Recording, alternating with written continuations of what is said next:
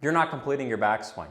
You think you're completing your backswing, but the reality is you're not. You're only using about 60% of your body's total power potential in the swing. And it's the reason why you struggle to hit it off of the heel, off of the toe, your buddies are out driving you, and you're spending a lot of time perhaps in the woods with squirrels. So what we're going to do today is unlock that other 40% that's holding you back. And by the way, this is holding back most golfers out there. Whether you're a beginner player or advanced player, doesn't matter. When we look at power in the golf swing, I want you to think about the participation of your entire body. So how much are we using with the shoulders? How much are we using with the hips, the knees, and so forth? So I'm going to ask you a basic question. I want you to think about this. Which backswing is better in this case? Backswing 1, backswing 2. Most people are going to say backswing 2 because it's longer. The real answer is when we look at the body in the swing, both backswings are actually the same. Pay attention to my shoulder here. Backswing 1, backswing 2. The shoulder travels the same amount. My body is only going the same distance for both of those swings. Now, look at backswing 3. When I get my full body participating in the swing,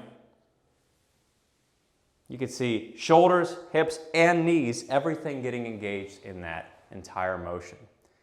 That, my friends, is where 100% of your power potential is. And most of you are hanging out right around here using only 60%. And it's a shame because there's so much more that you can access. There's a gold mine just waiting for you, and there's no need to do anything else. To access it, we have to think about how to create power in the golf swing with the shoulders, pulling the hips around, and the knees around, using the body correctly. I want you to engage your entire body in the swing. So how do we do it? I'm setting up over the ball. You can see my spine is tilted toward the ground. And for me to have a powerful swing, I need to keep my spine tilted down towards the ground. This is the part that holds most golfers back. Many golfers are going to try and swing keeping their spine angle, and they can only use about 60% of their swing this way. But the golf swing isn't a fixed piece of motion. It's using the entire body. As you swing back, keep tilting your spine toward the target. I want you to almost feel like your front shoulder is touching the ground. So by the time you reach the top of your backswing, you'll be in a full left tilt. Now this looks crazy, but it's exactly what pros are doing to rip the ball a mile. When I tilt, it's going to allow my body to keep turning in the golf swing. The tilt is getting the other big components of the hips and the knees to work with you. So no tilt is limited to only a couple of pieces. Tilt allows me to use all of the pieces. A great way to feel this is to start from a level position, have both arms extended out in front of you, and I just want you to be like you're pushing up against the wall. Now move your shoulders around your body till they face the camera. My hips are turning, my shoulders are turning. So this isn't just arms. The shoulders don't move when it's just arms. No, it's shoulders and hips working together. Now, create that backswing.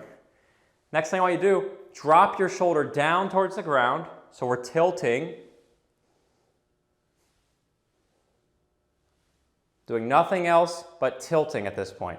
That's where you should be at the top of your backswing. That is your 100% power potential swing. You're swinging your shoulders as you point this shoulder down. So the feeling is really getting down here. Yes, I'm moving my head to exaggerate this point. That's a feeling that you might have. You might have this feeling. What's really happening though is this big turn and the tilt. So we're trying to turn as much as we can in a relationship to the ball. Most of you stop about 60% of the way. They'll stop right about here. This is the part where their body says, okay, I've only turned 60% of the way, and that's the part where the arms keep going. That's where you see your swing break down, that's where the power loss is, and that's why you end up hitting off of the heel and the toe. because it causes all sorts of downswing problems. But think about the difference here. If I keep going beyond 60%, keep tilting, tilting, tilting, tilting, tilting, tilting, tilting, boom, huge backswing in a relationship with the ground. And now I've got a tremendous amount of turn with shoulder, hip, and knee, all of that working together and joined in this ball slaughtering madness. Wait, that's not the right word.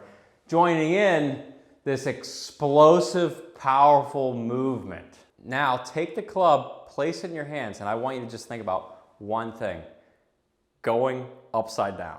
Because the correct feeling swing does not feel like you're up here. It's gonna feel like you're over here. And now I want you to think about continuously tilting, continually moving that front shoulder pointing down. Keep moving the shoulders, keep pointing that shoulder down till the point where you stop. So this is the point where you've reached your total backswing limit. And now everything's joined in. The belt buckle should be pointed a little bit more away from the target. Your knees have changed position. So the knees are no longer these fixed objects. Nope, because you've tilted more, it forces the knees to change position. And the best part, your shoulders now have turned fully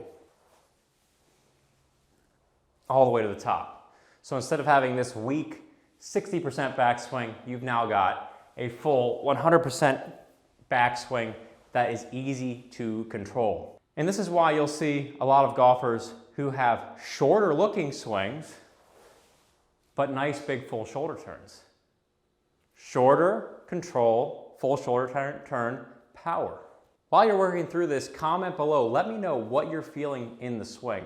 And also let me know if it increased the amount of your backswing length. It's gonna help other people understand that this feel, though different, is opening up a whole new world of speed. And a basic little practice schedule for you. I want you to go out next 3 to 5 sessions. 5 sessions would be ideal.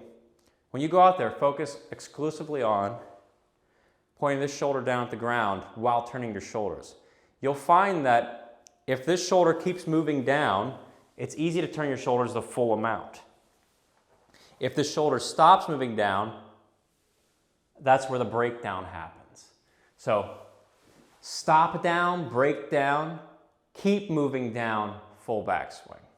The real full backswing. When you get to the driver, this is where it feels weird for a lot of golfers. Most golfers stop tilting with the driver because it's such a long club. It just feels like it's all the way out here, so it's hard to get that sensation of tilt. You may be tempted to stop tilting. Don't. The moment you stop tilting, heel toe, not good strikes, losing power. I have firsthand experience with this. I got stuck hitting 267 when I felt like I was really bombing it. It's like, what the heck? It was the tilt. Once I started tilting and unlocking this, it was up to over 300 yards. Awesome.